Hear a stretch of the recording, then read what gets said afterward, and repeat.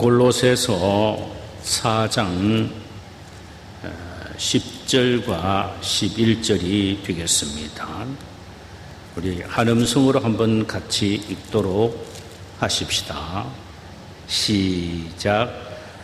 나와 함께 갇힌 아리스토고와 바나바의 생질 마가와 이 마가에 대하여 너희가 명을 받았으며 그가 이르거든 영접하라. 유수로 하는 예수도 너희에게 문안하느니라. 그들은 할례파라. 이들만은 하나님의 나라를 위하여 함께 역사하는 자들이니 이런 사람들이 나의 위로가 되었느니라. 아멘. 할렐루야. 우리 주께서 이 시간 우리 모두에게 이 말씀을 통하여 은혜를 부어주시기를 소원합니다. 함께 나누고자 하는 말씀의 제목은 마지막 바울의 인사 가운데 마가에 대해서 함께 생각해 보기를 원합니다. 본문에서 사도 바울이 골로새 교회의 마지막 인사를 하면서 마가에 대해서 소개하고 있음을 보게 됩니다. 마가는 1차 전도 여행 시 바나바와 사도 바울과 함께 아시아 지방의 전도 여행에 참여를 했습니다. 그러다가 그만 버가에서 선교팀을 이탈하여 선교 일행들에게 많은 아픔과 부담을 주고 난 후에는 고향인 예루살렘으로 돌아가 버립니다. 그런데 놀라운 것은 인생을 마무리하는 바로 이 시점에 사도 바울이 가장 먼저 언급하면서 보고 싶어 했던 사람 중 하나가 바로 마가라는 사실입니다. 우리 이 시간 마가에 대해서 함께 생각해 보기를 원합니다. 그는 예루살렘의 부유하고 또 지체가 높은 제사장 가문인 레위인 가정의 출신이었습니다. 그는 요한이란 이름으로 불려지기도 했습니다. 그래서 그의 어머니는 마리아라고 마가 요한의 어머니 마리아라 이렇게 성경은 말하고 있습니다. 바로 이 집은 예수님이 승천하시고 난 이후에 120문도가 모여서 주님이 약속하신 대로 성령이 오기를 간절히 기다리며 합심 기도하며 기다렸던 바로 그 집이 바로 이 마가의 집입니다. 우리 주님의 약속대로 예수님이 승천하시고 난 이후 40일 만에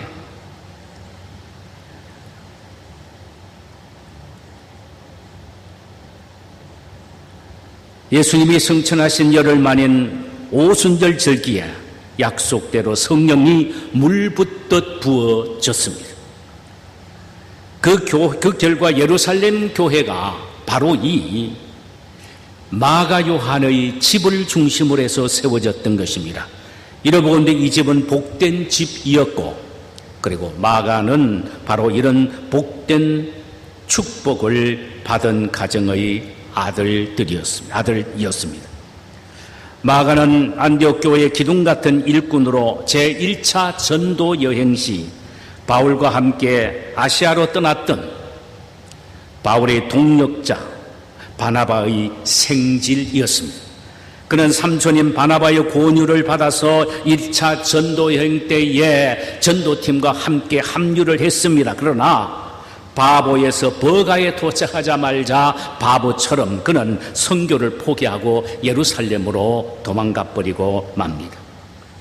한 사람의 손길도 아쉬운 선교 현장인데 힘들다고 도망을 가버리고 말았으니 바울뿐만 아니라 모든 일행들이 얼마나 마음의 아픔이 되고 짐이 되었겠습니까? 그 영향이 2차 전도 여행 팀 구성에 지대한 악한 영향을 미치고 맙니다. 이를테면 2차 전도 여행을 떠나면서 바울과 바나바가 서로 의논을 합니다. 자, 누구를 데리고 갈 것인가? 바울은 절대로 마가는 안 된다. 한 번만 우리가 상처를 받고 어려움을 겪었으면 그거로 족하다 안 된다 하니까 자기의 조카인 이 바나바는 어떻게 하든 간에 다시 마가를 데리고 가서 인간 좀 만들어 보기를 원했던 것입니다. 그러나 사도 바울은 단호하게 거절해 버립니다. 바울이 보기에는 마가에게는 선교적 사명이나 열정이나 힘이 없다라는 사실을 깨달았기 때문입니다.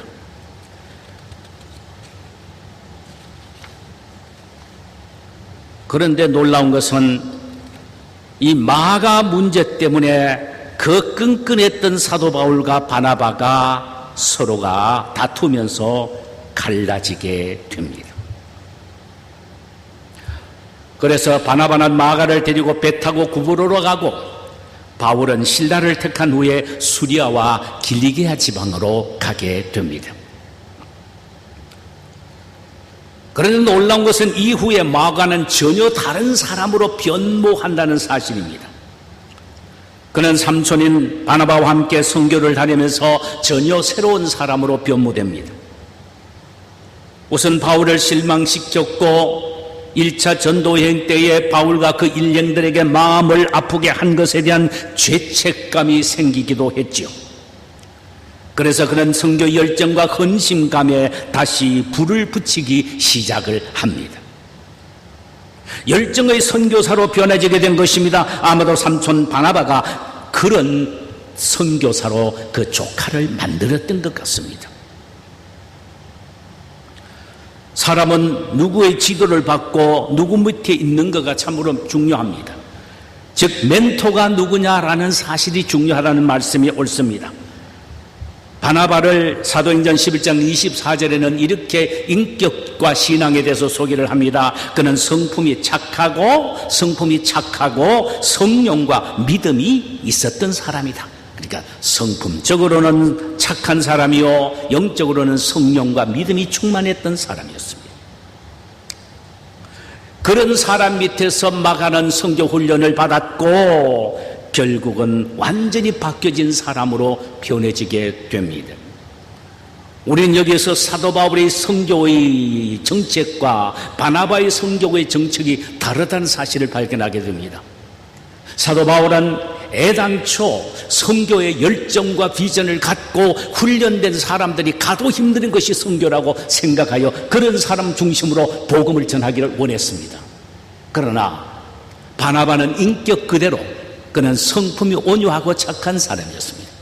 지금은 비록 부족하고 연약한 삶이라 할지라도 그를 데리고 다니면서 훈련시키면은 얼마든지 가능성이 있다라고 생각하여 그런 사람을 데려다가 또 선교 대원으로 합류시켜 일을 시킵니다. 그 대표적인 인물이 마가입니다. 그런데 우리는 누가 좋은 선교 전략을 가지고 있고 누가 나쁜 선교 전략을 채택하고 있다고 말할 수는 없습니다. 나름대로 다 장단점이 있는 것입니다. 바울과 같이 철저히 준비되고 완벽한 사람, 열정을 가진 사람, 선교의 비전을 가지고 있는 사람을 함께 팀메이트로 할 때는 실수가 적고 어려움이 좀 감소되겠죠. 그러나 바나바처럼 이 착한 성품을 가지고 있는 사람은 사역을 주입시키는 것이 아니라 그의 열정과 인격과 영성으로 양육을 시키기 때문에 어쩌면 더욱더 효과적인 결과를 낼 수가 있습니다. 우리는 마가를 보면은 굉장히 효과적으로 성장한 사람임을 발견하게 됩니다. 아마도 바울 밑에 마가가 있었다면은 그렇게 성장하지는 못했을 거라는 생각도 해봅니다.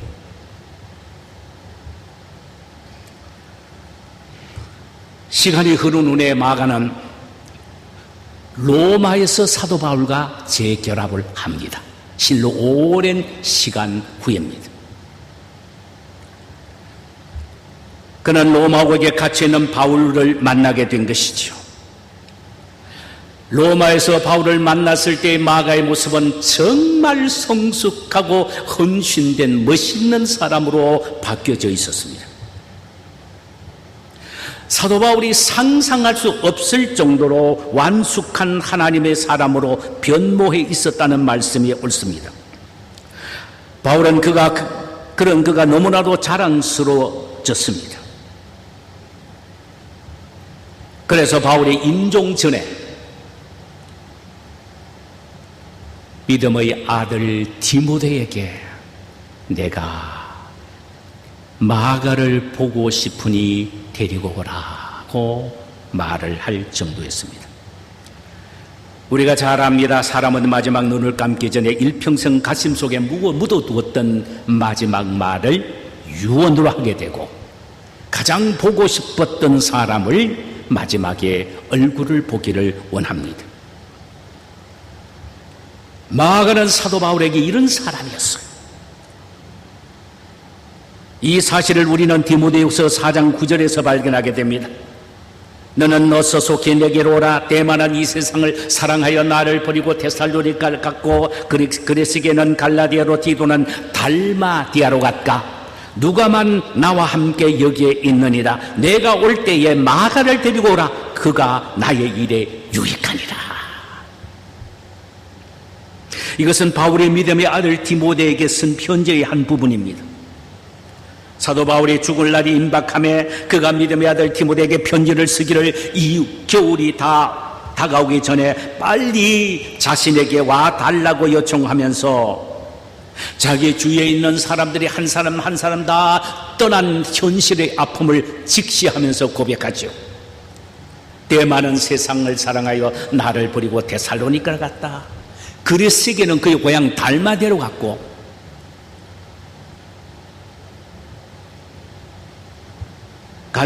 그레스게는 갈라디아로 갔고 디도는 달마디아로 갔느니라. 지금 자신 곁에는 누가밖에 없다라고 말합니다. 그러니 디모데에게 네가 올 때 꼭 마가를 나에게 데리고 오라. 그가 바울 자신에게 유익하기 때문이라는 것입니다. 여러분, 사람이 다른 사람에게 좋은 영향을 끼치고 유익을 주는 사람이 된다면 얼마나 좋겠습니까? 한때 그토록 바울을 실망시켰고 상처를 줬던 마가가 이제는 바울에게 없어서는 안 될 아주 유명한 그리고 유익한 사람으로 변해져 있었습니다. 이렇게 믿음의 사람이란 옛날에는 이러이러한 사람이었으나 오늘날에는 이렇게 좋은 사람으로 바뀌어졌다, 변화되고 유익을 주는 사람이 되었다는 말입니다. 자, 어떻게 마가가 이런 다른 사람에게 유익한 사람으로 바뀌어졌습니까? 우리가 목회를 하면서 교회를 섬기면서 많이 보게 되는 것은 다른 사람에게 해를 주고 악을 끼치고 별로 유익을 주지 못한 사람이 교회 안에 얼마나 많습니까? 사는 사람에게 상처를 주고 아픔을 주는 사람이 많다는 말입니다. 그 반면에 참으로 유익을 주는 사람, 눈을 감고 그 사람만 생각해도 웃음이 나오는 그런 사람이 있다는 말이죠. 어떻게 이 사람이 이렇게 됐을까요? 그의 삼촌 바나바의 영향입니다. 바나바란 말은요, the son of comforter, 위로의 아들이란 말입니다. 참 어쩌면요, 이 마가는 자기의 삼촌을 따라다니면서 이름 그대로 위로의 아들처럼 많은 사람에게 위로를 주는 사람이구나. 어쩌면은 자기처럼 못나고 성교에 도대체 훈련되어 있지 않고 인간 자체가 되어 있지 않는 자기를 너무나도 위로하고 격려해 줬기 때문에 현재 이런 사람이 되었다. 그러므로 자신도 다른 사람에게 위로의 사람이 되겠다라는 그런 마음을 가졌고 또 그런 열정을 갖고 다른 사람을 위로했는데, 놀라운 것은 사도 바울에게까지도 큰 위로자가 되었다는 말입니다.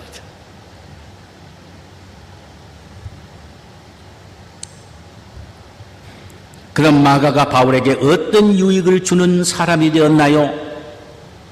마가는 처음에는 삼촌 바나바와 함께 선교 사역을 했으나 바나바가 죽고 난 이후에는 베드로를 따라다니면서 복음을 전하는데 어디까지 갔었느냐 하면 로마에까지 가서 복음을 전하게 됩니다. 그러다가 어느 시점에 가서는 디모데가 에베소 교회에서 목회를 할 때 그 주변을 다니면서 복음을 증거했던 것 같습니다. 그는 베드로와 함께 일찍 로마 순교를 했었기에 로마의 사정에 대해서 잘 알고 있었습니다.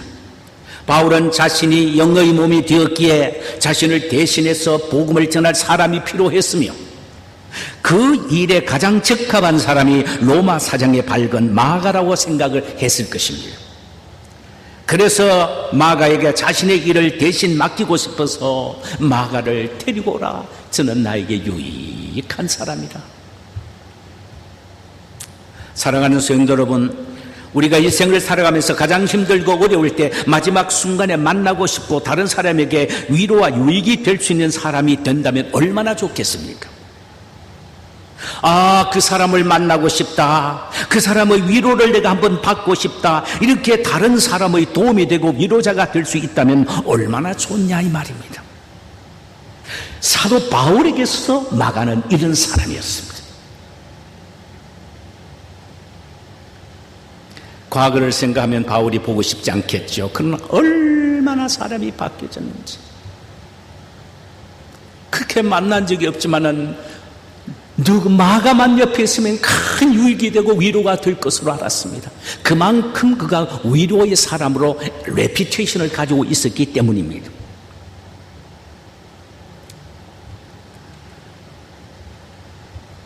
사도 바울이 죽은 후에 마가는 베드로를 도와서 한편으로는 베드로의 동력자로 다른 한편으로는 베드로의 믿음의 아들로서 협력하게 됩니다. 이 사실을 베드로전서 5장 13절에서 이렇게 기록하고 있습니다. 택하심을 함께 받은 바벨론에 있는 교회가 너에게 문안하고 내 아들 마가도 그리하느니라. 흩어져 있는 모든 교회들에게 마가를 수혜하기를 내 아들이라고 말합니다.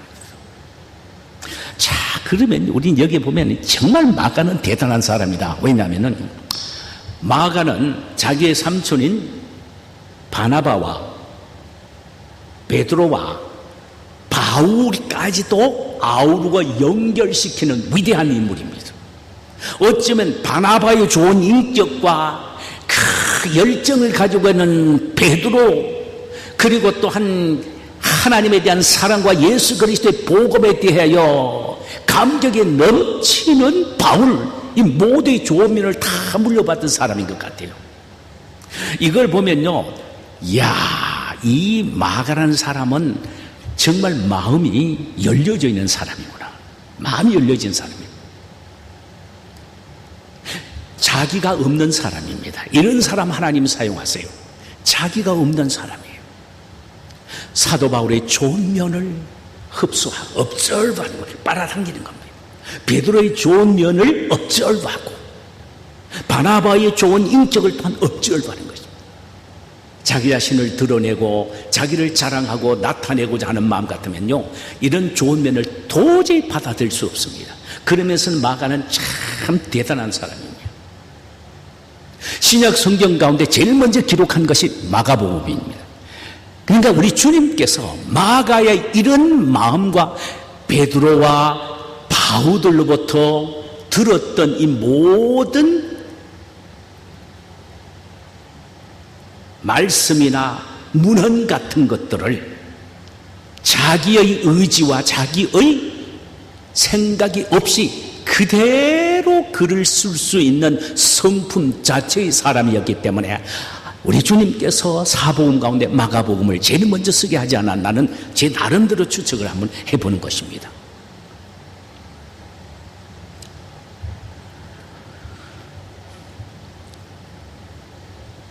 마가는 예수님을 본 적도 만난 적도 없습니다. 그러나 베드로를 통하여 들었고 바울을 통하여 들었던 모든 재료들을 그대로 받아서 성경으로 기록하게 했다는 사실입니다. 그러니까 이런 사람을 하나님은 사용하시는 겁니다. 이런 사람을 사용하세요. 내가 살아있고 나가 살아있는 사람은요, 아무 짝에도 못 쓰는 거예요. 그저 내가 없는 거예요. 허물허물한 겁니다.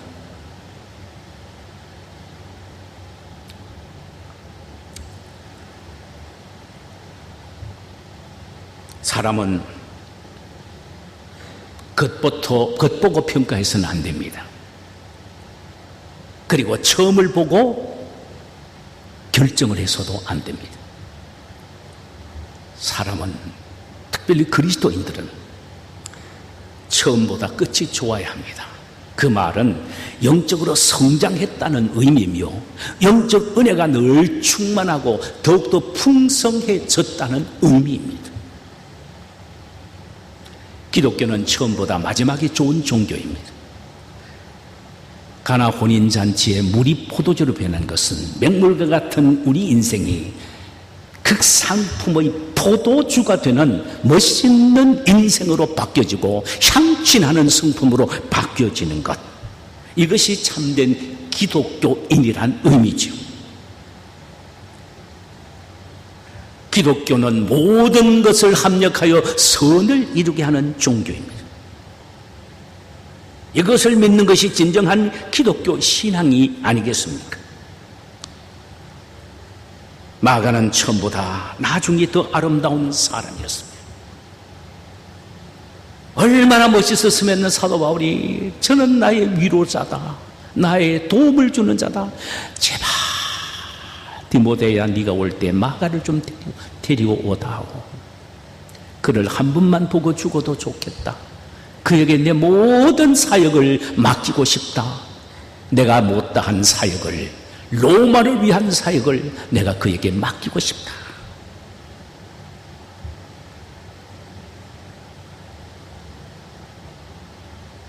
그는 바울의 요청에 의하여 처음에는 선교의 이탈자로 나왔으나 이후에 바울보다 먼저 로마에 와서 경험을 누렸고 복음 경험을 이용해서 마지막에 사도 바울의 뜻을 따라서 로마에서 열심히 복음을 증가하는 복음 전도자가 되었다라고 합니다. 그러므로 우리는 사람을 볼 때에 겉모양을 보지 말고 지금을 보고 평가하지 말고, 이 사람이 연약하고 부족하고 이런 면에서 약하지만은 앞으로 미래에 위대할 하나님의 사람으로 성장할 것을 기대하고 바라보며 격려해주고 기도해주고 붙잡아줘야 합니다. 이것이 우리가 가져야 될 생각들이고 그리스도인들이 늘 가져야 할 마음들입니다. 내가 오늘 또 누구에게 유익을 줄 것인가? 누구를 기쁘게 해줄 것인가? 누구에게 위로자가 될 것인가? 내가 성령에 의하여 받은 위로, 내가 그리스도 예수를 통하여 받은 이 위로를 다른 사람에게 주고 또 다른 사람에게 격려자가 되는 그런 믿음의 사람이 되어야 하겠습니다. 이 사람이 바로 마가였습니다. 우리 모두 이런 아름다운 모습을 복받게 되시기를 주님의 이름으로 축원합니다. 자, 우리 찬송 한 장 부르실까요? 나의 힘이 되신 여호와여.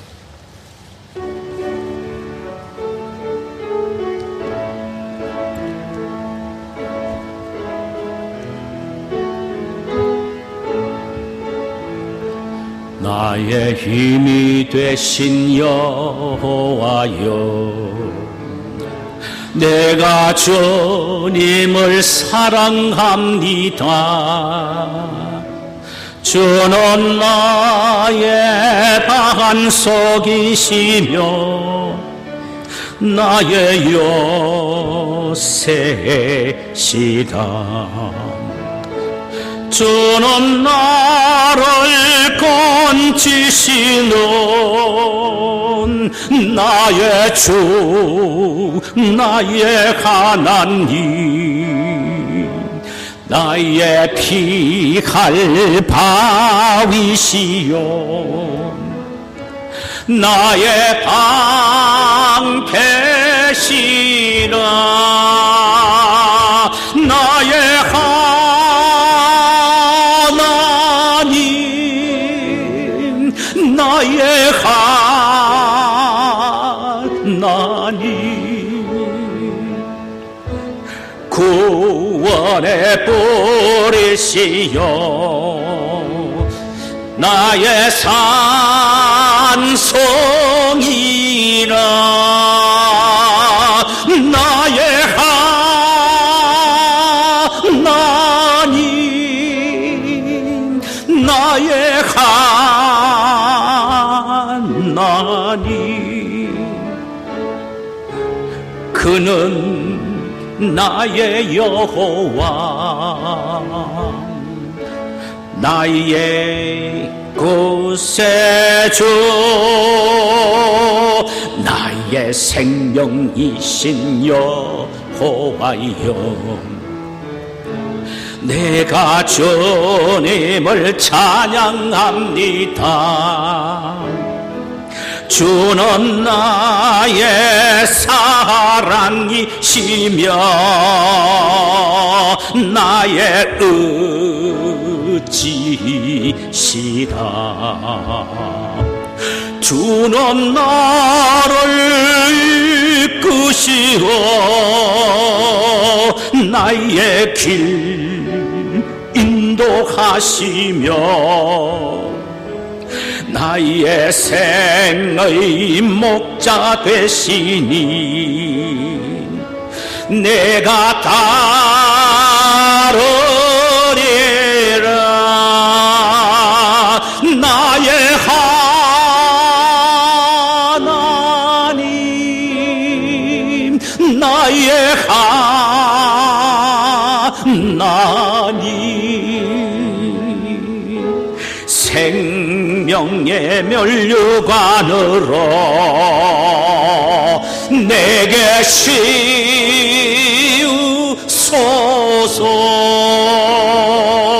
나의 하나님, 나의 하나님,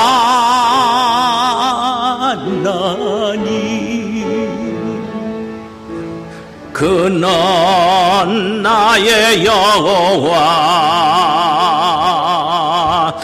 나의 곳에 나의 하나님, 나의 하나님, 나의 하나님, 생명의 면류관으로 내게 씌우소서.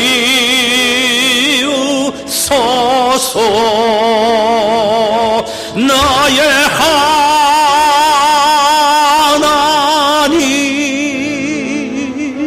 나의 하나님,